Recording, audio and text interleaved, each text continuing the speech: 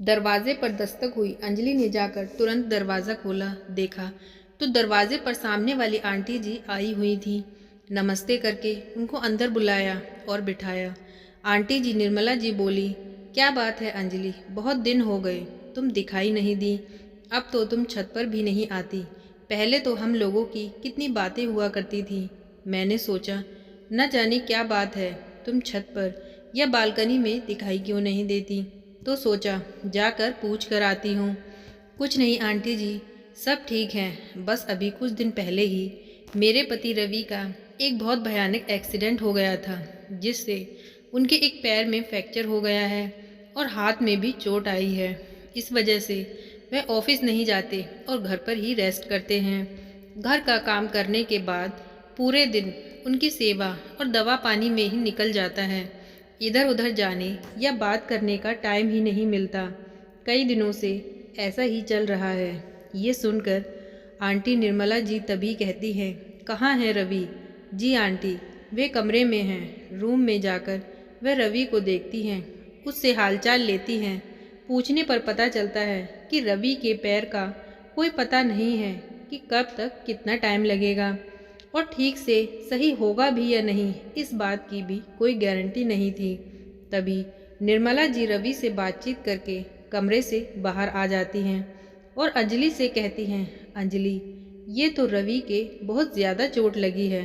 बताओ, अभी तुम्हारी शादी को सिर्फ 3 महीने ही हुए हैं। अभी तो तुम्हारे खेलने खाने के दिन थे और अभी से तुम इतने सारे कामों में उलझ गई हो।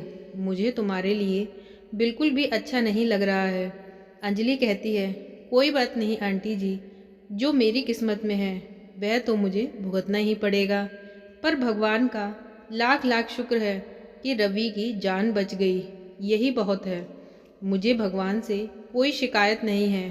तभी निर्मला जी कहती हैं, ये तो तुम्हारा बड़प्पन है, वरना आजकल की लड़कियां ये सब इतना इजीली कहाँ लेती हैं। मैं तो कहती हूँ कि तुम्हारे पास समय है। रवि के पैर की हालत देखकर मुझे नहीं लगता कि रवि जल्दी ठीक होगा, और अगर ठीक होगा भी तो शायद पहले की तरह मुश्किल ही चल पाएगा, क्योंकि चोट बहुत ज़्यादा लगी है। तुम्हारी पूरी ज़िंदगी तुम्हारे आगे पड़ी हुई है। मुझे लगता है एक बार तुम्हें अपनी ज़िंदगी के बारे में सोचना चाहिए। अंजलि कहती है, सोचना चाहिए मतलब आंटी जी, आखिर आप कहना क्या चाहती हैं? कुछ नहीं, मैं तो बस यही कह रही थी कि तुम कितनी पढ़ी लिखी हो। कहाँ पहले तुम ऑफिस में जॉब करती थी और अब जब से तुमने शादी की है अपनी जॉब भी छोड़ दी, और अब की हालत देखकर मुझे नहीं लगता कि तुम अपने करियर पे कुछ फोकस भी कर पाओगी। अब तक तुम दोनों की जोड़ी कितनी अच्छी थी, और अगर रवि का पैर सही नहीं हुआ तो ज़िंदगी भर के लिए तुम्हें इसी तरह से रवि को इसी रूप में एक्सेप्ट करने से अच्छा है कि तुम अपनी लाइफ में आगे बढ़ो। आखिर क्या कमी है तुम में जो तुम ये सब कुछ बर्दाश्त कर रही हो और एक ऐसी लाइफ जी रही हो जो तुम्हारी काबिलियत और तुम्हारी सुंदरता के बिल्कुल ऑपोजिट है। तभी अंजलि को गुस्सा आ जाता है और वह उनसे कहती है, आंटी जी, मैं आपकी बहुत इज्जत करती हूँ। आप मेरी पड़ोसन हैं, इसलिए मैं आपसे बातें भी कर लिया करती थी, पर मुझे नहीं पता था कि आप मेरे ही घर में आकर मेरे पति के लिए मुझसे इस तरह की बातें करेंगी। मैंने और रवि ने आपको हमेशा एक माँ के समान दर्जा दिया है और आपकी उतनी ही इज्जत भी की है। आंटी जी, एक बार आप सोच कर देखिए कि अगर रवि आपका ही बेटा होता और मेरी जगह आपकी बहू होती, तो क्या सच में आप अपनी बहू को भी यही सब कहती?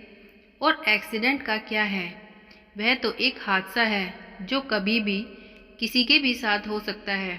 अगर हमारे कोई माँ बाप या भाई बहन के साथ कभी इस तरह का कोई हादसा हो जाता है तो क्या हम उन्हें छोड़ देते हैं?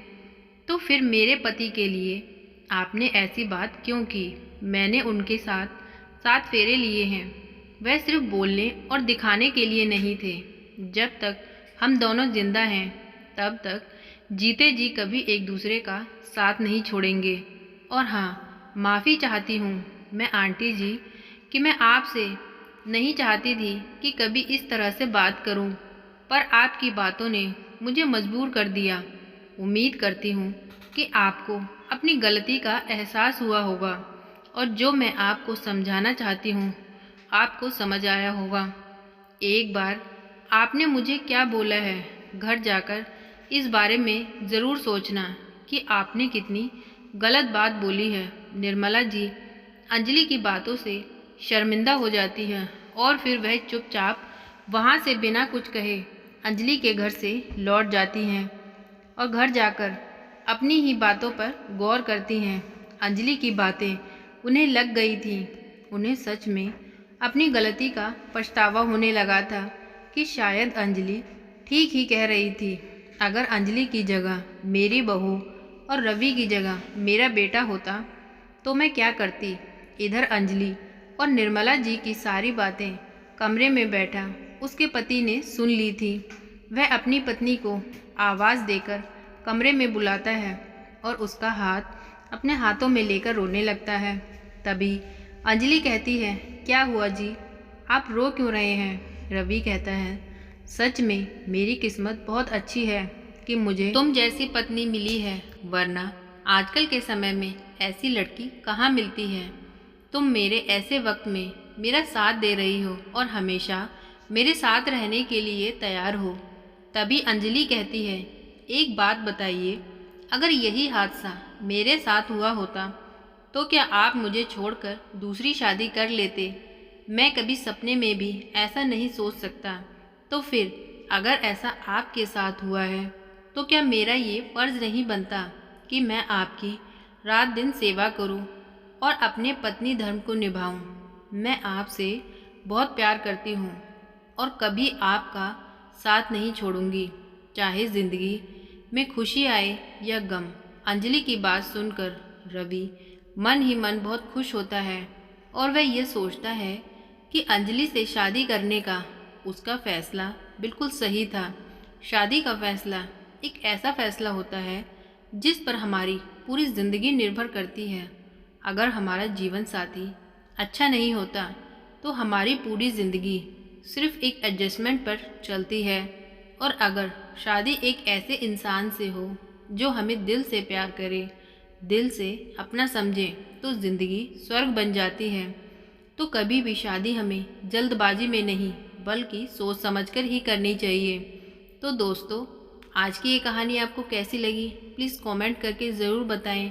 और इस कहानी को सुनने वाले कितने ऐसे लोग हैं जिनका जीवन साथी ऐसा ही है जैसे इस कहानी में किरदार के रूप में दिखाया गया है। और सच में जिसका जीवन साथी इतना अच्छा है वह प्लीज़ कमेंट करके अपने जीवन साथी के लिए एक लाइन अवश्य लिखें। तो दोस्तों, ये थी इतनी सी कहानी। आज की कहानी आपको कैसी लगी प्लीज़ कमेंट करके बताएं। प्लीज़ वीडियो को लाइक करें, चैनल को सब्सक्राइब करें। Thank you.